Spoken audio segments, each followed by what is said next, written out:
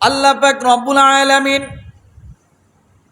সূরা মুহাম্মাদের 32 নম্বর আয়াতে আল্লাহ বলেন, ইন্নাল্লাযীনা কাফারু ওয়া সাদ্দু আন সাবিলিল্লাহি ওয়া শাক্কুর রাসূলা মিন বা'দি মা তাবাyyana লাহুমুল হুদা لن يضروا الله شيئا وسيحبط أعمالهم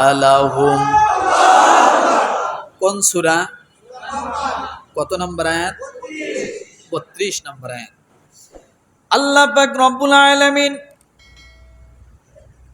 রাসূলের বিরুদ্ধে গেলে কি হয়, নবীদের বিরুদ্ধে গেলে কি হয়, রব্বুল আলামিন এই কথা জানায় দিচ্ছেন সূরা মুহাম্মাদের 32 নম্বর আয়াতে, ইন্নাল্লাযীনা কাফারু ওয়া সাদ্দু আন সাবিলিল্লাহ, নিশ্চিতভাবে জেনে রেখো যারা কুফর অবলম্বন করে। কি অবলম্বন করে? ভালো করে বোঝেন। রাসূলের সাথে যারা বেয়াদবি করে তারা কি আরো ঈমানদার থাকে নাকি? কথা বলেন।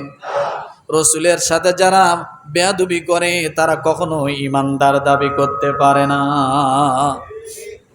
আল্লাহ পাক রব্বুল আলামিন সূরা মুহাম্মাদের 32 নম্বর আয়াতে আল্লাহ বলেন, নিশ্চিতভাবে জেনে রাখো যারা কুফর অবলম্বন করেছে এবং অন্যদেরকে আল্লাহর পথ থেকে ফিরিয়ে রেখেছে।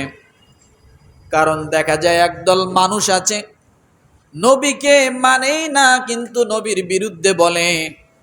শুধু একাই বলে না, আরো দল বল গোছাই নিয়ে রাস্তার মাঝখানে বসে মিছিল করে। আছে না নাই? দল তৈরি করে রাসূলের বিরুদ্ধে লাগার জন্য, রাসূলের বদনাম করার জন্য, রাসূলকে গালি দেওয়ার জন্য। বর্তমান জামানায় রবীন্দ্রনাথ ঠাকুরের যত মূল্য দেওয়া হয়, আমার রাসূলের মূল্য তত দিতে চায় না। আছে না নাই? আছে না নাই? একদল ব্যক্তির জাতির পিতাকে যত মূল্যায়ন করা হয়, আমার রাসূলের মূল্যায়ন ততটা তাদের ভিতরে না। আছে না নাই? কথা বলেন।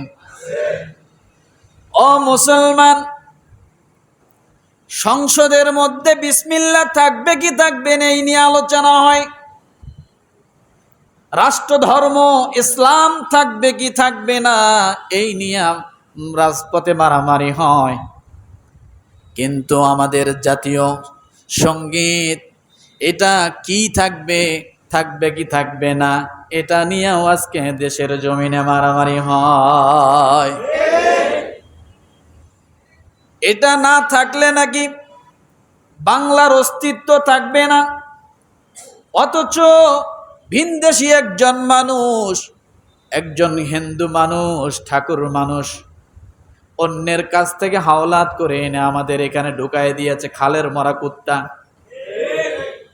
আমাদের ঘরে চাপায় দিয়েছে। আমার সোনার বাংলা, আমি তোমায় ভালোবাসি।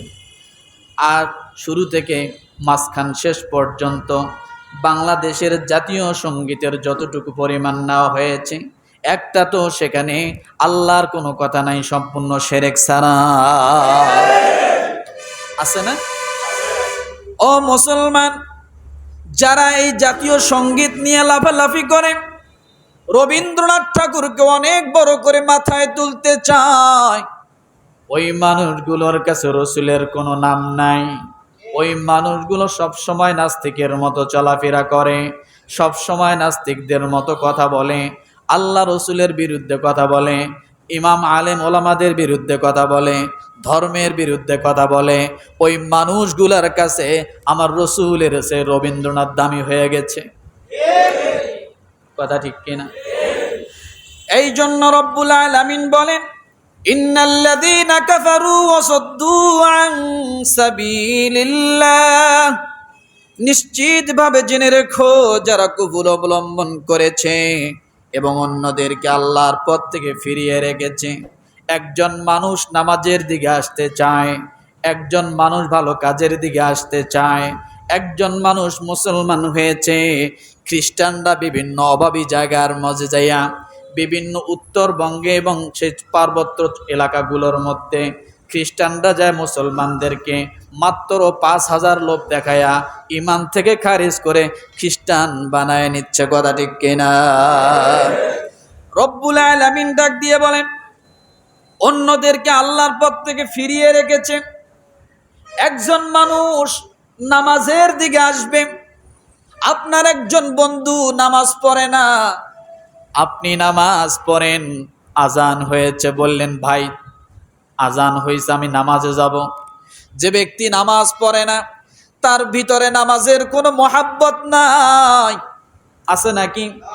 তার ভিতরে মহাব্বত নাই, তার ভিতরে আল্লাহর ভয় নাই, সে আল্লাহকে ভয় করে না। হঠাৎ করে আপনার হাতটা ধরে বসলো, বসে বলতেছে এখনই নামাজ পড়তে হবে, আরো পরে পরও সময় তো আছে, কেবলমাত্র জোহরের আজান দিল, অনেক সময় আছে, পরে পড়িও। এইভাবে আপনাকে ফিরায় রাখলো, আপনাকে নামাজে আসতে দিল না, জামাতের সাথে নামাজ পড়তে পারলেন না। এমন বন্ধুর সঙ্গে 1 দিন 2 দিন 3 দিন 4 দিন 5 দিন যদি আপনি চলেন, কবে নামাজ পড়া বাদ দিয়েছেন আপনি নিজেও জানেন না। হয় না এমন? নাকি অবাস্তব বললাম? কথা বলে। তাহলে নামাজির সঙ্গে চললে নামাজি হওয়া যায়। কামারের সঙ্গে যদি কেউ উঠা বসা করে, কামারের দোকানের ছাই তার কালি তার গায়ে লাগবেই। আতরের দোকানে যদি কেউ যাতায়াত করে, আতর তার শরীরের মধ্যে কোনো না কোনো ভাবে ঘ্রাণ লাগবেই। যার সাথে যার মহাব্বত, তার সাথে তার কিয়ামত। আপনি কার সাথে মহাব্বত করেন, কার সাথে চলেন, কিয়ামতের ময়দানে আপনার ফয়সালা হবে। কার ফয়সালা হবে? আপনার ফয়সালা হবে।